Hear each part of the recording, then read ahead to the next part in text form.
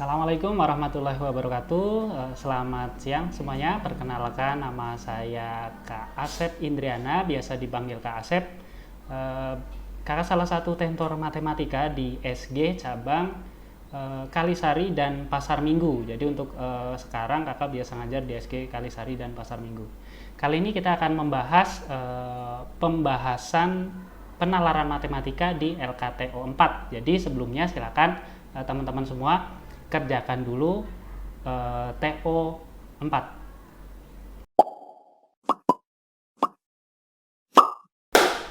Oke, kita mulai ya dari soal pertama. Untuk soal nomor 1 dan 2, silakan kita lihat dari teks yang disebutkan di situ. Cuma intinya sebenarnya kalau tipe teks seperti ini, kalian lihat ke bagian tabel. Di teks yang kita pakai cuma satu keterangan, yaitu rata-rata untuk setiap meter batang pohon. Jadi setiap meter batang pohon nanti akan diperoleh 6 buah papan. Jadi itu bisa digunakan sebagai persamaan awal. Jadi kita tuliskan di sini 1 meter itu nanti nilainya akan sama dengan 6 papan. 6 papan. Nah, kemudian kita tinggal cek dari tabelnya. Di situ ada meja tipe A butuh 10 papan, meja tipe B butuh 15 papan, kursi tipe A 3 papan, dan kursi tipe B 5 papan. Atau biar gampang pengerjaannya, nanti kita bisa singkat. Misal untuk meja tipe A kita bisa singkat jadi MA, meja tipe B jadi MB, dan seterusnya. Terus kita coba cek ke bagian soalnya dulu ya. Untuk pertanyaan pertama, pengrajin tersebut mendapatkan beberapa pesanan furnitur dari luar kota. Ia memilih pohon yang totalnya itu 15 meter. Jadi kita hitung dulu total dari 15 meter itu kalau dibuat dalam batang tadi, bahan untuk meja dan kursinya, jadi berapa bagian. Kita cek lagi. Tadi 1 meter dia bisa menjadi 6 papan. Berarti kalau 15 meter, kita tuliskan 15 meter itu nilainya kan sama dengan 15 dikali 6. Nah, hasilnya adalah 90 papan. Jadi total bahan yang tersedia adalah 90 papan. Nah, sekarang kita cek dari A sampai E. Berdasarkan banyak kebutuhan papan tertera di tabel, berapakah furnitur yang mungkin dapat dibuat? Nah, kalau mungkin dapat dibuat artinya bahannya harus cukup. Nggak boleh butuh papan yang lebih dari 90.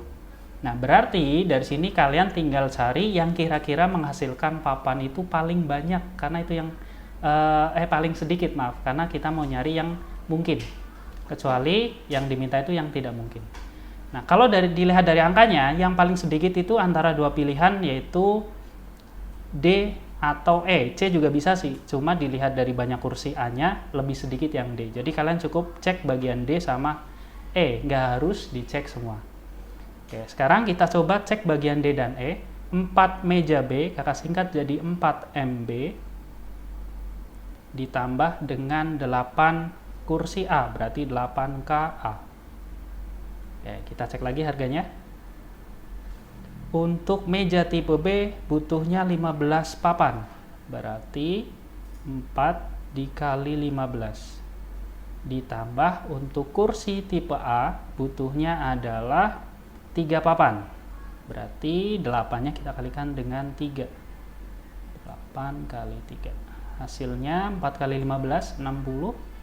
Ditambah 8 kali 3, 24.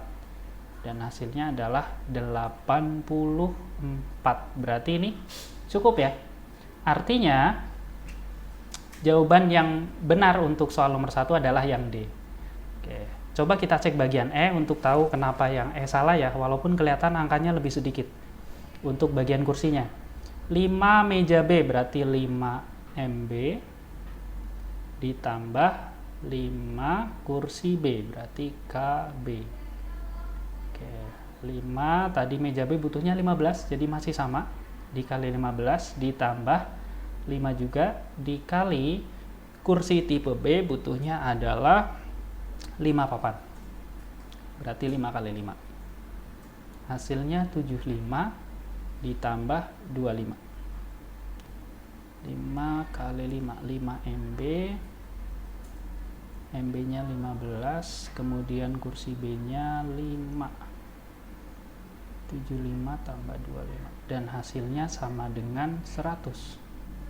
Dan ini nggak mungkin karena papan yang tersedia adalah 90. Jadi intinya pertanyaan nomor 1, kalian cari yang paling sedikit, kemungkinan paling sedikit, kemudian kalian tinggal cek sesuai dengan kebutuhan papan dari masing-masing. Jadi jawaban yang paling tepat adalah yang D. Oke. Kita lanjutkan ke soal berikutnya. Masih dari papan yang sama ya. Sekarang kita cek. Nah, di sini dari tipe meja dan kursi tadi dibuat paket. Ada paket P, Q, R, dan S. Jika pembuatan papan berasal dari pohon eboni yang tingginya 15, berarti ini masih sama ya. Tadi totalnya 90 papan. Nggak usah kita hitung lagi. Kemudian maka berapakah banyak paket pesanan yang mungkin dapat dibuat? Ini juga sama, kita nyari yang nanti totalnya itu maksimal 90 papan, nggak boleh lebih. Nah, untuk soal nomor 2 akan lebih gampang kalau kita cek tiap paket itu butuh berapa papan. Contoh, paket P, di situ keterangannya adalah meja A 1 MA ditambah 2 kursi B, berarti 2 kursi A, 2 KA. Kemudian paket kedua, paket Q, butuhnya sama 1 MA ditambah kursi B-nya 2, berarti 2 KB. Kemudian yang ketiga, 1 buah meja tipe B ditambah 2 yang tipe A, 2 KA. Dan yang terakhir paket S, 1 buah meja tipe B dan 2 buah kursi tipe B. Nah, sekarang kita cek masing-masing kebutuhannya. Ada di tabel awal ya, jadi tetap harus buka tabel di soalnya tadi. Meja A itu tadi butuh 10, meja B 15, 10, 15, 35. Oke, kita cek. Berarti ini 10 ditambah 2 dikali tadi kursi A itu butuhnya 3. 2 kali 3. Meja B 10 ditambah 2 kali 5 tadi. Kemudian meja B-nya tadi 15 ya. Sambil diingat lagi, ini 2 kali 3, terus terakhir 15 ditambah 2 kali 5. Nah, kalau kita cek totalnya yang atas 16. Kemudian paket berikutnya butuhnya adalah 20. Kemudian yang ketiga 6 tambah 15 berarti 21. Dan yang terakhir 15 tambah 10, 25. Ini kebutuhan masing-masing paketnya. 16, 20, 21, dan 25. Sekarang kita cek dari pilihan mana yang kira-kira hasil papannya itu tidak melebihi 90 papan. Ini juga sama, usahakan cari yang angkanya paling sedikit ya. Angkanya yang nanti hasilnya paling sedikit. Oke, kalau kita cek yang A, ini angkanya mirip ya, jadi agak susah menentukan kalau dari awal mana yang paling sedikit. Untuk yang A berarti 3 kali P, P-nya itu tadi paket pertama 16, 3 kali 16 ditambah 3 dikali paket Q itu 20. Nah, di sini kalau yang biasa ngitung perkalian cepat bisa langsung kelihatan sebenarnya ya. Apakah hasilnya melebihi 90? 3 kali 16 itu 48, 3 kali 20 60. Jumlahnya pasti melebihi 90. Jadi ini salah. Yang kedua, 3 kali paket Q tadi butuhnya 20 ya. 3 kali 20 ditambah 2 dikali paket R tadi yang ketiga butuhnya 21. Berarti 2 kali 21. 3 kali 20 60, 2 kali 21 41, udah 100 lebih ya. Jadi salah. Kemudian yang ketiga 2 kali paket R, R itu 21 ditambah 2 lagi dikali paket S, S itu terakhir tadi 25. Oke, 2 kali 21 itu 42, 2 kali 25 50, berarti tetap lebih dari 90 ya, jadi masih salah. Oke, kita cek pilihan yang D. 4P berarti 4 dikali 16 ditambah 2S, 2 dikali S nya itu 25. Oke, 2S-nya ini 50, yang depan 4 kali 16 berapa tuh? 64 ya. Jadi tetap masih banyak. Jadi salah. Kemudian harusnya jawabannya yang E ya. 2 dikali Q, paket Q itu 20, berarti ini baru dapat 40 nih. Kemudian 2 dikali S, S-nya itu 25. Nah, ini 40 ditambah 50 ternyata pas 90. Jadi yang paling tepat adalah yang E. Oke, kita lanjutkan ke soal berikutnya, nomor 3, masih dari tabel yang sama, cuma bedanya sekarang ada paket PQRS tadi, dia ada harganya ya. Oke, jadi masing-masing paket di sini diberi keterangan harga di kolom paling akhir ya. Harga paket P 4.400.000, paket Q 4.800.000, dan seterusnya sampai paket S. Kemudian pertanyaannya adalah, jika satu buah kursi tipe A harganya 1.200.000 ditambahkan satu keterangan lagi, yaitu kursi tipe A, tadi kita singkat KA, harganya adalah 1.200.000. Oke. Kemudian yang ditanyakan adalah berapakah harga yang harus dibayarkan untuk satu buah meja tipe B dan 3 buah kursi tipe A. Oke. Kalau secara manual runtut satu persatu, sebenarnya tipe soal seperti ini kita harus nyari dulu harga meja tipe A berapa, kursi tipe A berapa, meja tipe B berapa, dan kursi tipe B berapa dari keterangan di soal tuh. Cuma itu butuh waktu yang lama karena variabelnya ada 4. Jadi kita usahakan jangan langsung menggunakan cara tersebut, tapi kita coba cek dulu bentuk pertanyaan dan yang diketahui apakah bisa langsung kita hubungkan. Oke. Kita coba tuliskan yang ditanya di situ adalah nilai dari satu meja B, berarti 1 MB, ditambahkan dengan 3 kursi tipe A, berarti 3 KA. Oke. Jadi bentuk penjumlahan seperti ini sebenarnya bisa kita ubah jadi 1 MB ditambah 2 KA ditambah satu lagi KA. Oke, kenapa dipecah seperti ini? Supaya ada hubungannya dengan keterangan di tabel tersebut. Karena di tabel tersebut angkanya adalah 1 meja dan 2 kursi. Jadi 1 meja B, 2 kursi A, kalau kalian lihat di tabel itu akan sama dengan harga di paket, ada di paket yang mana coba dicek. 1 meja B berarti antara RS dan 2 kursi A. Yang R ya, paket R. Jadi ternyata 1 meja B dan 2 kursi A itu harus sama dengan harga dari paket R. Jadi kalian tuliskan R ditambah 1 kursi tipe A. Oke, harga R-nya sendiri kan tadi udah ada di tabel ya, 5.400.000.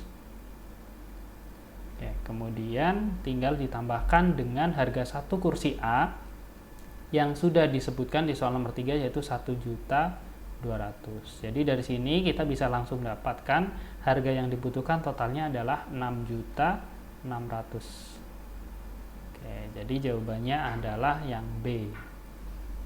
Oke, cukup jelas ya. Jadi kita nggak harus nyari harga satu persatu, tapi tetap bisa mendapatkan harga yang diminta di soal. Lanjut soal berikutnya, nomor 4. Masih dari tabel dan harga yang sama, cuma sekarang dia bentuk soalnya lebih sederhana. Karena kalian tinggal mengalihkan harga paket yang diminta di situ, yaitu 2 paket P ditambahkan 3 paket S. Oke. Harga paket P sudah ada di atasnya, biar gampang kita singkat pakai koma aja ya. Jadi harga paket P bisa kita tulis 4,4 4.400.000. Kemudian ditambah 3S berarti 3 dikali 5.800.000.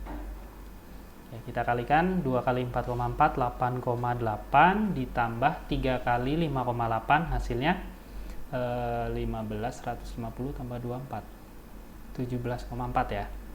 Oke, nanti bisa dicek hasilnya. Kemudian kita jumlahkan jadi 26,2. Nah, ini karena kita ubah dalam jutaan rupiah, berarti nilainya akan sama dengan jawaban yang E. Cukup mudah ya untuk soal nomor 4, nggak serumit soal-soal sebelumnya. Oke, kita lanjutkan ke soal berikutnya. Oke, kita ganti konteks soalnya sekarang menggunakan diagram atau bagan bentuk diagram batang ya. Ada 2 di situ, yaitu persen pasien sembuh dan persen pasien dirawat di ICU. Kemudian satu lagi di bagian bawah, di situ ada jumlah pasien yang positif virus X, tapi itu bukan dalam persen ya, karena keterangannya nggak ada tanda persennya di bawah. Jadi yang bawah itu dia sebagai total pasien, jumlah pasiennya, jumlah orangnya, jumlah orang. Kemudian untuk yang dua bagian atasnya, dia masih dalam persen. Jadi beda penulisan, kalau pasien yang sembuh dan dirawat di ICU dia masih dalam bentuk persen, sedangkan yang positif virusnya dia sudah dalam jumlah orang. Oke, sekarang kita coba cek dulu pertanyaannya untuk soal nomor 5. Berdasarkan data pada grafik tadi, nanti kita cek lagi, pada bulan apa jumlah pasien sembuh paling besar? Jadi yang diminta jumlahnya ya, bukan persennya, tapi jumlah pasiennya dalam bentuk nominal, otomatis sembuh paling besar di bulan apa? Kita kembalikan ke grafiknya. Nah, untuk mendapatkan jumlah pasien yang sembuh, kita nggak bisa langsung melihat dari tinggi tabelnya, karena biasanya kan kalau ditanya paling besar, kita cukup lihat paling tinggi, otomatis kalian akan jawab bulan April, karena dia paling tinggi. Tapi hati-hati, itu masih dalam bentuk persen. Jadi kita cek dulu, kalau kita ubah dalam jumlah orang sebenarnya, hasilnya berapa? Kita coba dari bulan April. Oke, persen yang sembuh adalah 95, jadi cukup kalian tuliskan 95% atau per 100. Kemudian kita kalikan dengan total pasien di bulan April, yaitu 100. Nah, kalau kita coret 100-nya, maka hasilnya adalah 95, dan sekarang ini dalam jumlah orang, bukan lagi dalam persen. Kemudian kalau kita bandingkan dengan bulan Mei, nah bulan Mei dia persennya lebih sedikit, 90, berarti 90 per 100, tapi pasiennya lebih banyak, yaitu 120. Nah, kalau kita coret nolnya, maka hasilnya akan sama dengan 9 kali 12, 108 orang. Dan ternyata walaupun persennya lebih sedikit, atau di tabelnya, di grafiknya itu lebih rendah, tapi kalau dihitung jumlah orangnya dia lebih banyak. Nah, kemudian gimana dengan bulan berikutnya, Juni, Juli, Agustus? Kalau kita lihat total orangnya di bagian bawah, dia 100, 110, dan 120, nggak melebihi bulan sebelumnya, nggak beda jauh. Kemudian dilihat persennya, dia lebih sedikit. Contoh bulan Juni dibandingkan April, dia pasti lebih kecil, jadi nggak perlu dihitung, dia pasti bukan jawabannya. Bulan Juli persennya sedikit, kalau kita bandingkan dengan Mei, dia juga pasti lebih sedikit, lebih kecil. Kemudian Agustus apalagi dibandingkan Mei, dia lebih kecil lagi. Jadi jawabannya yang paling mungkin adalah di bulan Mei, yaitu 108 orang, itu yang paling banyak. Jadi sebenarnya nggak harus dihitung semua bulannya. Kalau dari awal kelihatan angkanya lebih kecil, jadi nggak usah kita hitung, nggak apa-apa. Jadi untuk soal nomor 5, jawabannya tadi adalah di bulan Mei, yaitu 108 orang. Jawabannya yang B. Oke, kemudian soal berikutnya nomor 6. Berdasarkan data grafik tersebut, selisih pasien dirawat di ICU pada bulan Juni dan Agustus. Selisih pasien dirawat di ICU. Jadi yang kita cari adalah banyak pasien yang ada di ICU pada bulan Juni dan Agustus. Ini juga sama, kita hitung jumlah pasiennya ya, bukan persennya. Kita cek bulan Juni. Bulan Juni yang di ICU ada 15% ya. Jadi kita hitung dulu. Bulan Juni sama dengan 15% dikalikan banyak pasien di bulan Juni. Kita kembali lagi, Juni total pasiennya ada 100, berarti dikali 100. Oke, maka hasilnya 15 orang. Kemudian bulan Agustus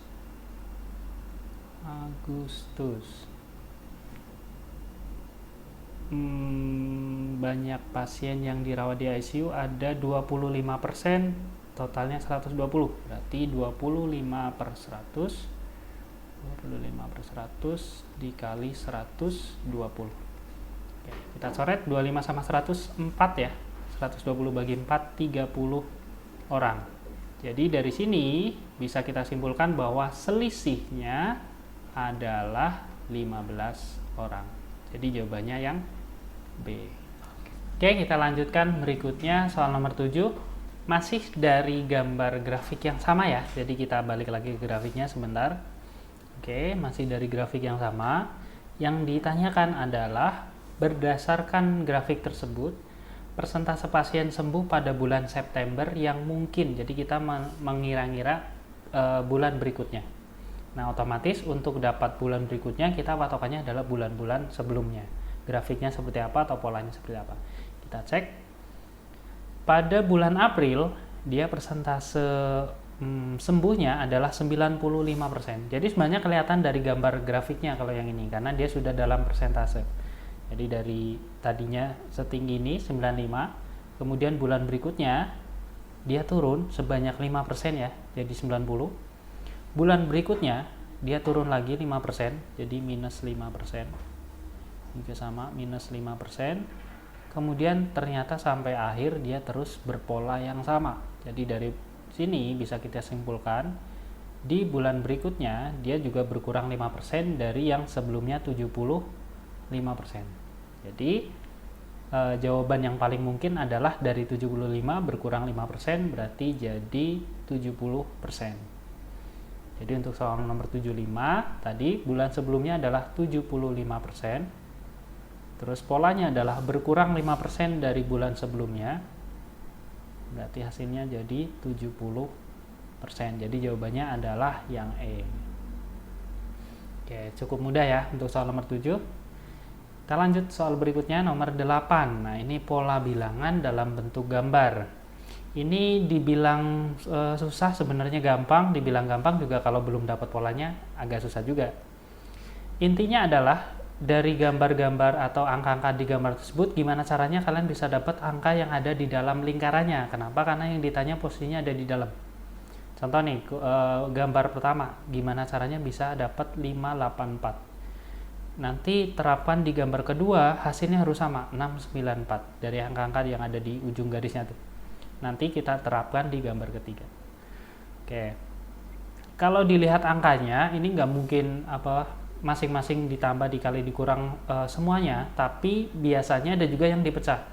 Contoh, angka 5-nya kalian bisa ambil dari 5 yang di atas dikalikan dengan 1 yang di bawah.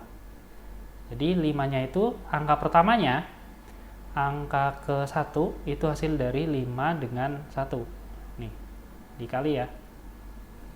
Terus angka 8. Nah, ini karena posisinya sama, jadi kalian cek dulu nanti terapkan di angka kedua harus sama ya. Jadi angka 4 kalian kalikan dengan ujungnya yaitu angka 2.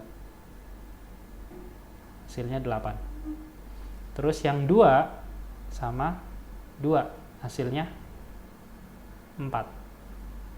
Oke, jadi polanya yang pertama adalah atas sama bawah. Jadi yang ini angka pertamanya adalah tulis di sini aja ya. Gambar kedua, angka depannya adalah 3 kali 2. Terus angka keduanya dengan pola yang sama berarti 3 kali 3. Angka terakhirnya adalah 2 kali 2. Ya, polanya usahakan sama. Jadi 3 yang di atas sama yang di bawah. 3 sama 2. Kemudian 3 yang di samping sebelah kanan atas dengan kiri bawah. Terus 2 yang di kanan bawah dengan yang di kiri atas.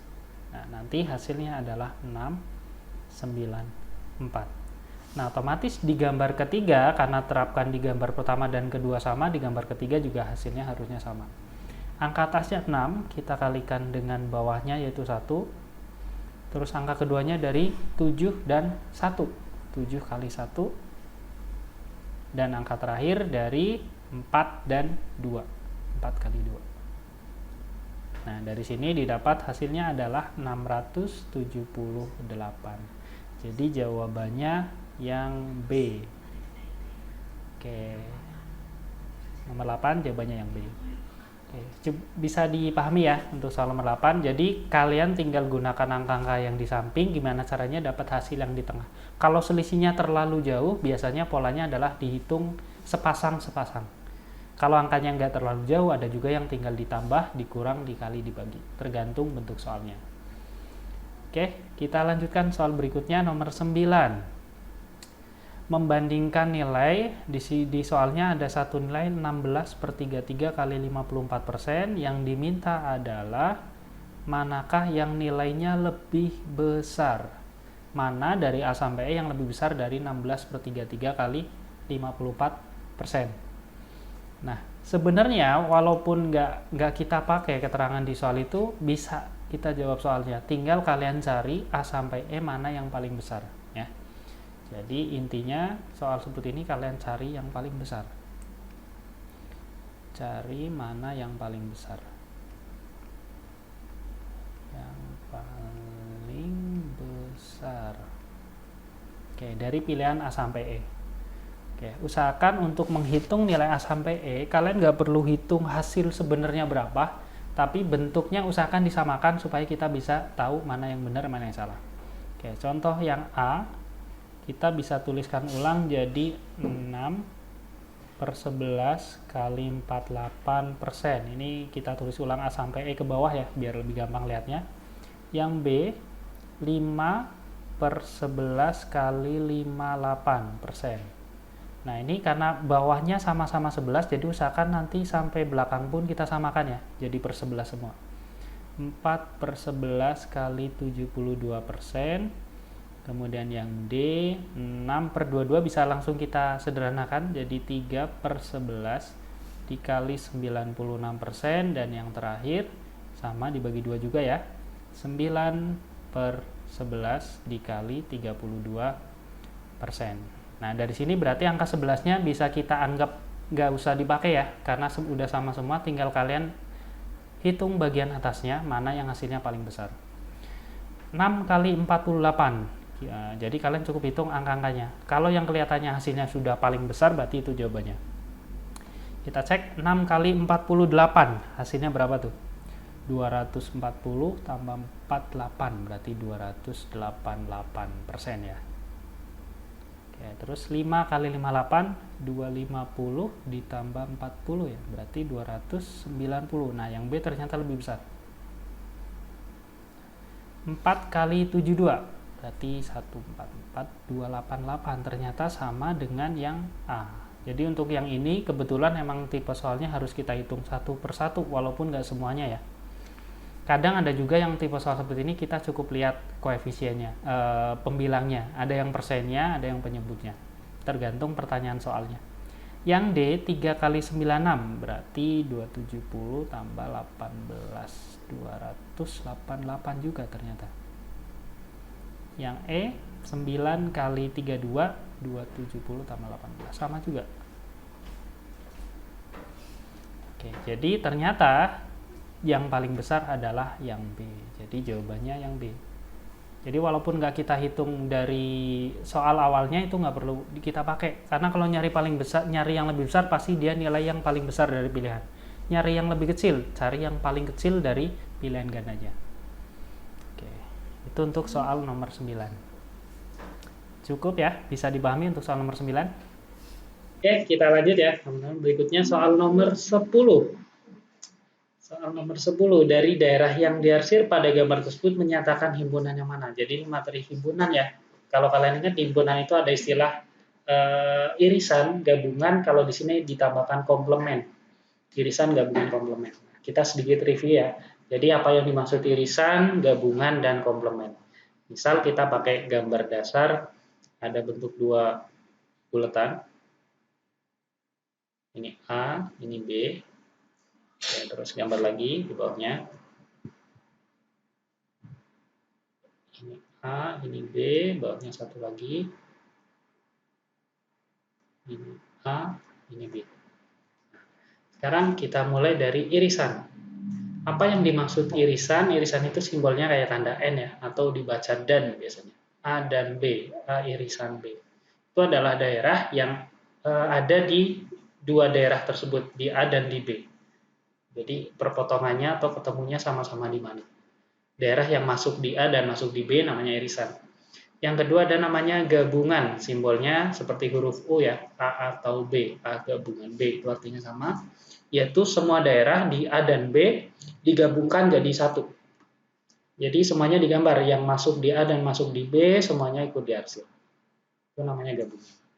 Terus satu lagi, komplement. Komplement itu istilahnya adalah selainnya, selain, bisa selain A atau selain B, komplement A atau komplement B.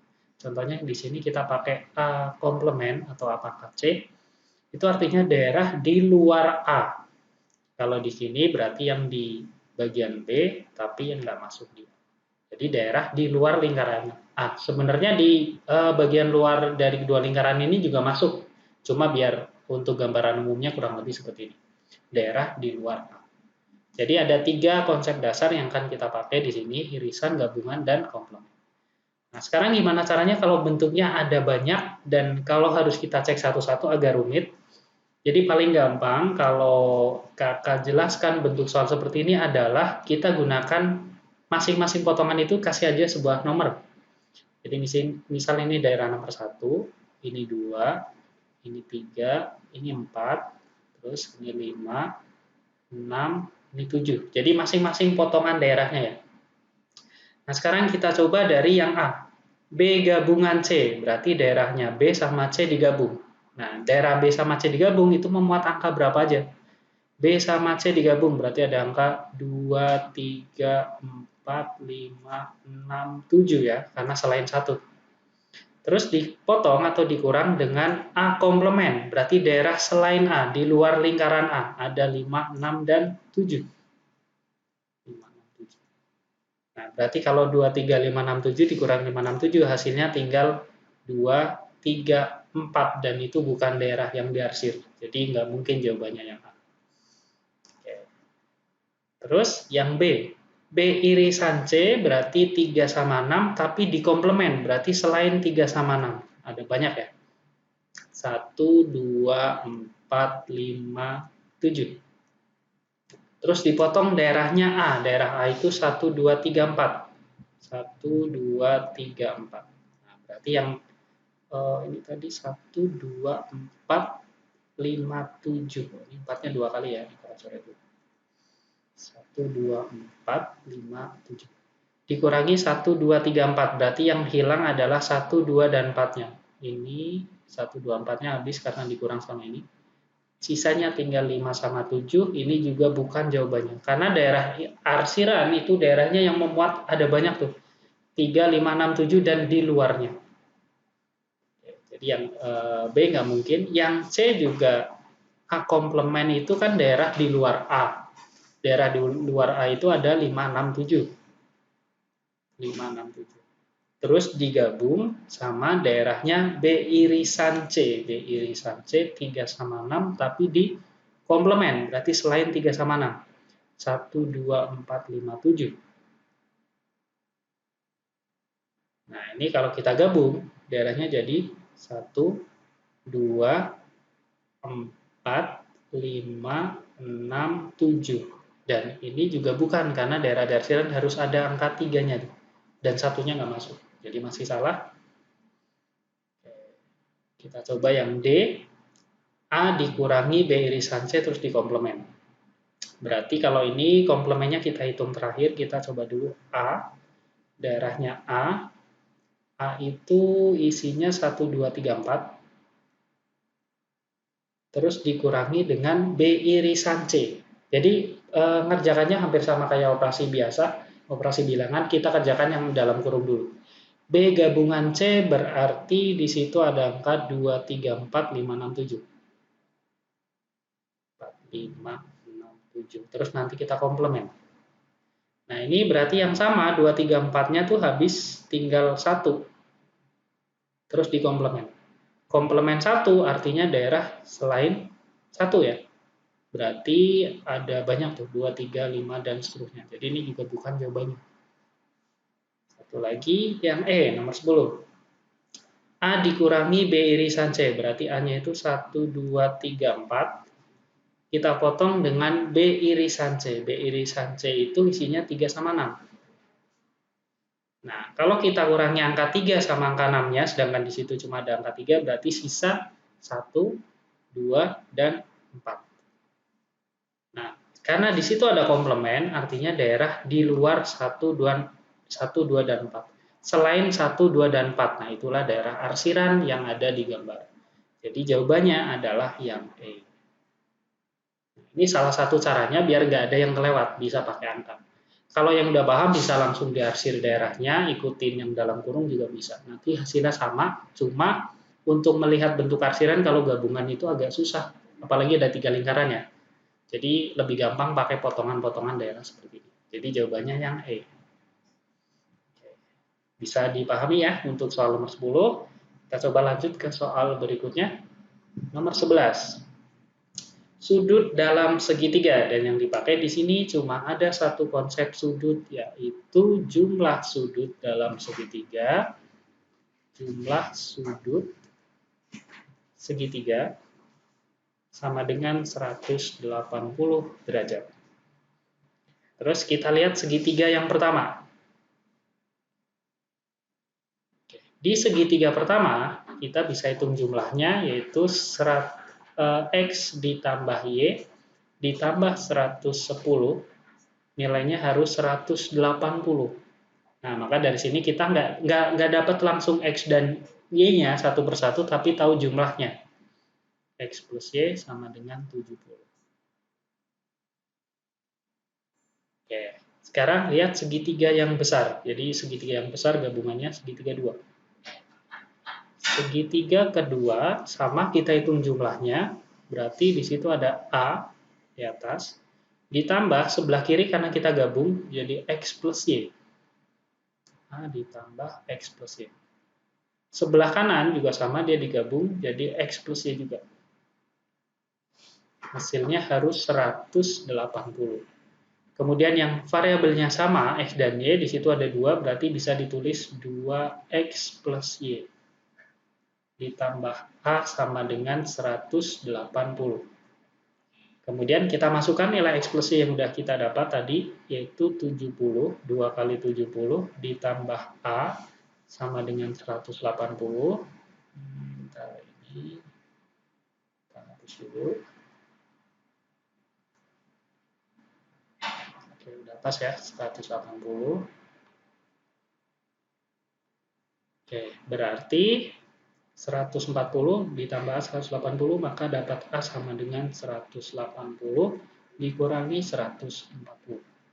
Oke, dari sini kita dapatkan A sama dengan 40 derajat. Jadi untuk soal nomor 11, jawaban yang paling tepat adalah A sama dengan 40 derajat. Oke, kita lanjutkan soal berikutnya, soal nomor 12. Ada dua persamaan di situ ya, bentuknya pecahan. Yang pertama ada X sama dengan 1/42 dikurangi 1/48. Oke, kita tandai dulu. Kemudian yang kedua, Y, bentuknya hampir sama ya, 1/44 dikurangi 1/46. Yang diminta adalah perbandingan nilainya. Yang pertama kalau dilihat sekilas dia nggak mungkin sama ya. Yang pertama itu, yang kedua apakah nanti lebih besar X atau lebih besar Y. Nah, sebenarnya untuk tipe soal seperti ini, kita nggak harus selalu menghitung nilai X-nya itu hasilnya berapa dan Y-nya hasilnya berapa. Biasanya tipe pengurangan pecahan seperti ini, kita cukup bandingkan angka yang depan itu besar yang mana, angka yang belakang besar yang mana. Kita coba cek. X dan Y bagian depannya, atau yang mau kita kurangkan dengan bagian belakang, 1/44 dengan 1/42, karena ini pecahan ya, makin besar penyebutnya nilainya makin kecil.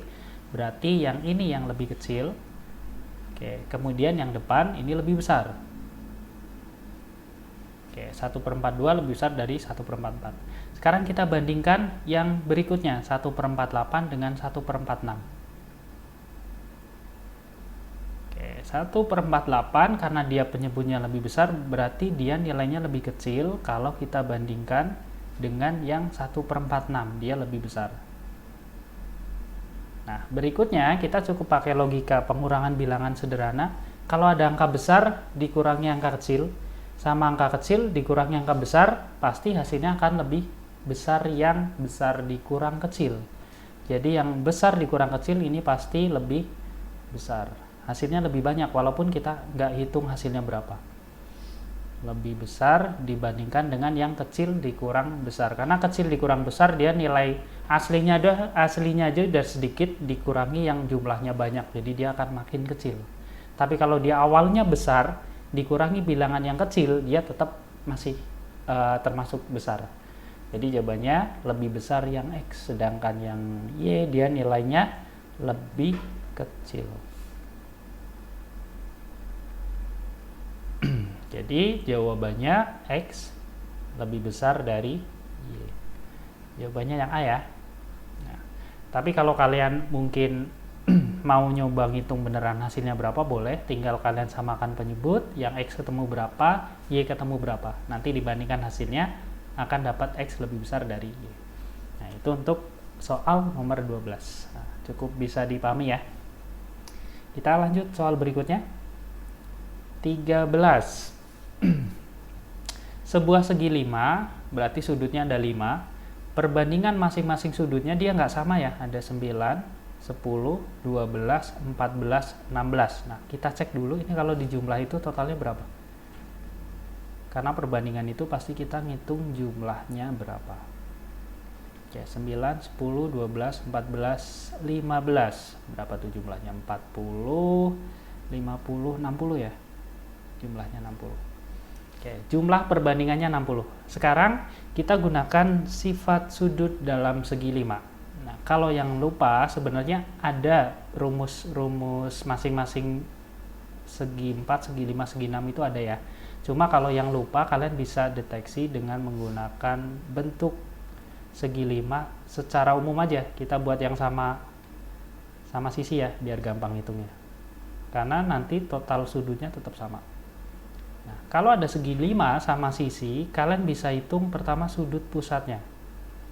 Itu kita hubungkan, akan dapat 5 buah segitiga yang besar sudut pusatnya itu kita anggap sama. Oke, berarti ini kita anggap X. Sudut pusat, atau kita tuliskan di sini X, dia nilainya akan sama dengan total satu putaran, sudut satu putaran itu kan 360.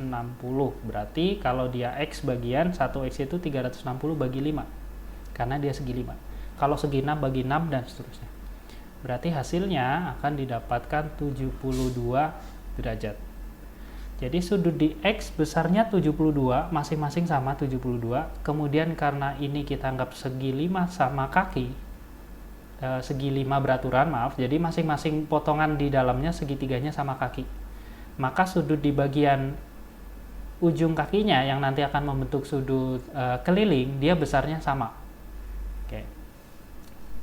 Terus kalau kita cari sudut keliling, dia kan nanti 2 kalinya. Jadi sebenarnya sudut kelilingnya nanti bisa langsung kita cari. Sudut keliling sama dengan 180 dikurangi sudut pusatnya, yaitu X. Bisa menggunakan cara seperti itu. Di semua segi bisa, segi 5, segi 6, segi 7 tetap bisa. Berarti 180 dikurangi 72. Hasilnya 108. Jadi masing-masing sudut kelilingnya besarnya adalah 108.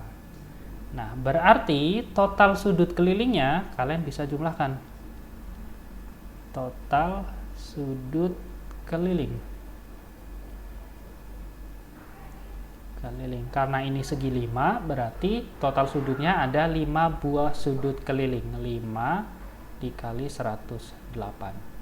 Jadi hasilnya 540 derajat. Inilah total sudut keliling dalam sebuah segi 5. Mau itu beraturan ataupun yang sudutnya beda-beda tetap sama ya. Nah, sekarang jika kita lihat perbandingan sudut yang disebutkan di soal, yang diminta adalah berapakah jumlah besar sudut terkecil dan terbesar.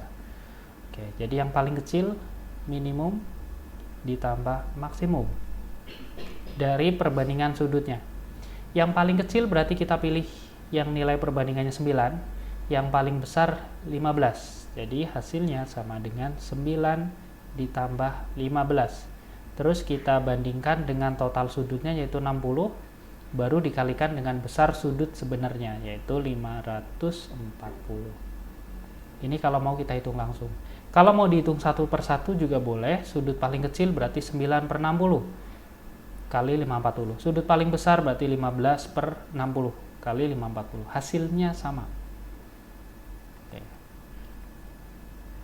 Kita coret nolnya, kemudian 54 bagi 6 bisa dicoret juga ya, nanti hasilnya 9. Jadi 9 ditambah 15 hasilnya 24. Kemudian dikalikan dengan 54 bagi 6 hasilnya 9.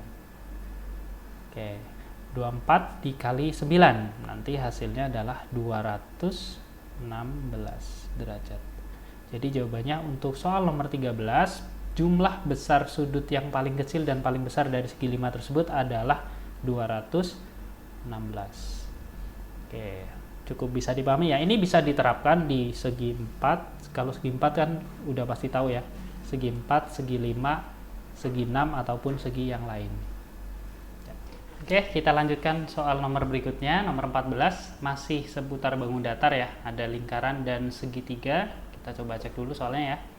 Sebuah lingkaran pusat P punya luas 64 pi. Jadi nanti kita gunakan rumus luas lingkaran seperti biasa, luas lingkaran pi r kuadrat.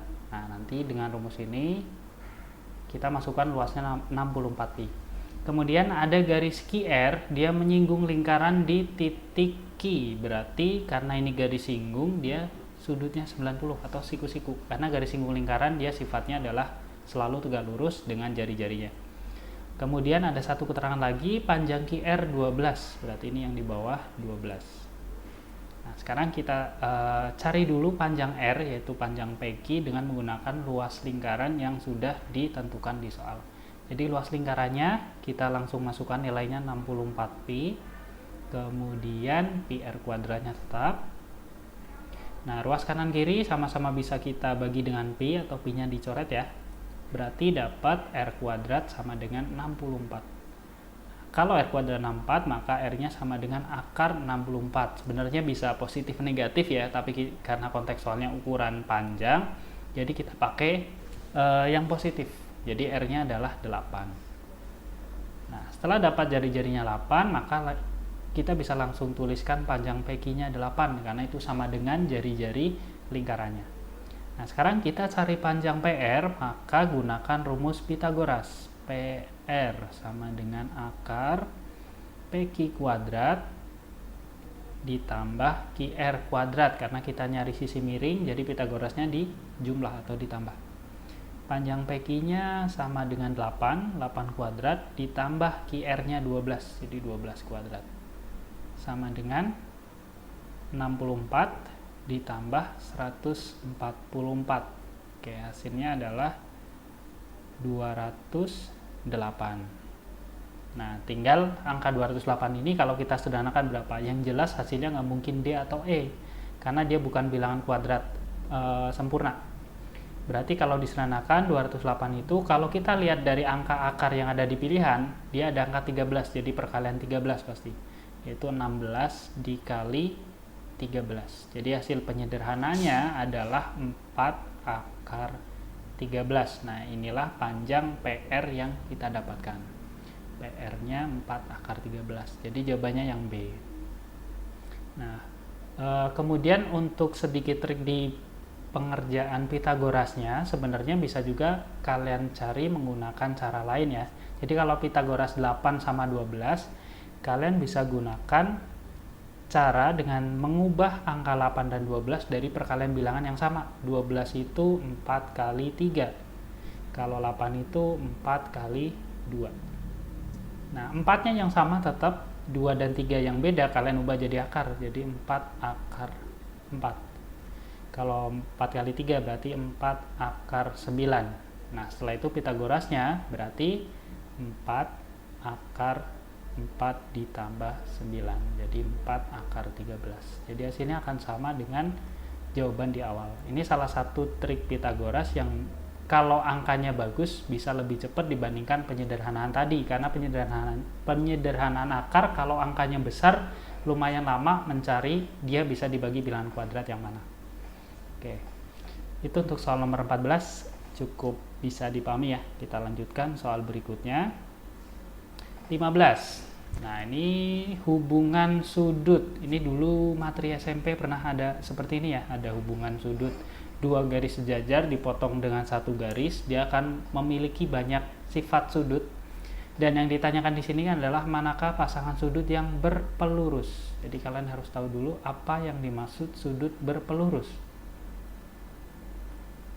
Berpelurus. Nah, berpelurus itu artinya jumlah sudutnya 180 atau sudut lurus.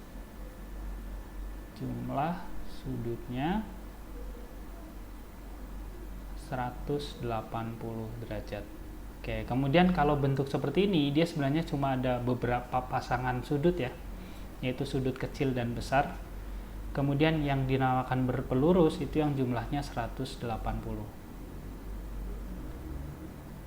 Oke, kita cek dari yang pertama, 1 dan 9. Nah, 1 dan 9, dia sebenarnya ada istilah khususnya. 1 dan 9 itu nama lainnya adalah dalam sepihak. Ya, di dalam dan sepihak, tapi dia jumlahnya tetap 180. 1 dan 9, jadi nomor 1 dan 9 dia jumlahnya benar 180, jumlahnya 180. Oke, gimana dengan 6 dan 8? Kalau 6 dan 8 dia jumlahnya yang jelas bukan 180, bukan 180. Kenapa? Karena 6 dan 8 dia di dalam segitiga, jadi akan mendapatkan jumlahnya 180 kalau ditambahkan dengan 9. 6, 8, dan 9. Nah, gimana dengan yang 13 dan 14? 13 dan 14 kita cek posisinya, ada di sebelah kiri dan di kanannya, dan dia kalau digabung jadi satu buah garis lurus, jadi itu udah pasti dia berpelurus, jumlahnya 180. Oke, jadi yang benar di pernyataan ini adalah nomor 1 dan nomor 3. 1 dan 3 berarti yang E. Nah, untuk istilah-istilahnya sebenarnya ada lumayan banyak. Coba kita sekalian tuliskan ya. Jadi ada namanya bertolak belakang. Bertolak belakang. Oke, contohnya misal sudut nomor 7 dan 12. Nah, itu namanya bertolak belakang, saling membelakangi. Bisa juga 11 dan 8 dan seterusnya. Ada banyak. Kemudian ada sudut sehadap. Oke, sehadap contohnya 11 dan 3. 11 dan 3 itu sehadap. 11 dan 3. Terus yang lainnya ada lagi yang sama itu 4 dan 12, itu juga sehadap. 4 dan 12 menghadap ke arah yang sama. Kemudian tadi ada namanya berpelurus. Kalau ini berpelurus itu khusus ya, jumlahnya 180. Cuma kalau sifat yang seperti ini yang sering keluar adalah bertolak belakang, sehadap. Nah, untuk dua jenis ini dia sudutnya besarnya sama. Besar sama. Nah, terus yang lain masih ada dalam berseberangan, luar berseberangan, dan seterusnya. Nanti bisa kalian cek lagi lebih lengkapnya di materinya. Kalian cari sendiri, nanti muncul banyak sifat-sifat sudut. Nanti ada yang besarnya sama, ada yang jumlahnya 180. Jadi untuk soal nomor 15 jawabannya yang E. Oke, cukup bisa dipahami ya untuk soal nomor 15. Kita lanjutkan soal berikutnya nomor 16. Oke, bentuknya soal cerita, kita cek dulu. Jerry tahu cara memainkan 6 kunci gitar. A, C, D, E, F, dan G, ada 6. Kemudian dia membuat tepat satu lagu untuk setiap 3 kunci. Jadi dari 6 total kunci tadi dipasangkan 3-3, maka akan dapat satu buah lagu. Nah, yang ditanyakan berapa banyak lagu yang bisa dibuat? Berapa banyak lagu yang bisa dibuat? Jadi dari pilihan 6 kunci gitar, kalau dipilih 3-3, maka ada berapa banyak pasangan lagu yang bisa dibuat. Nah, ini masuk kategori materi permutasi atau kombinasi. Kombinasi ya. Kombinasi. Kenapa bukan permutasi? Karena ini nggak memperhatikan urutan. Mau pakai kunci A, C, D atau A, D, C sama aja. Karena nggak disebutkan urutannya ya. Jadi gunakan kombinasi. Kombinasi berapa dengan berapa? Kombinasi dari 6 kunci dipilih 3. Dari tiap 6 kunci dipilih 3 bagian. Jadi kombinasi 6-3. Rumusnya 6 faktorial per 6 dikurang 3 faktorial dikali 3 faktorial.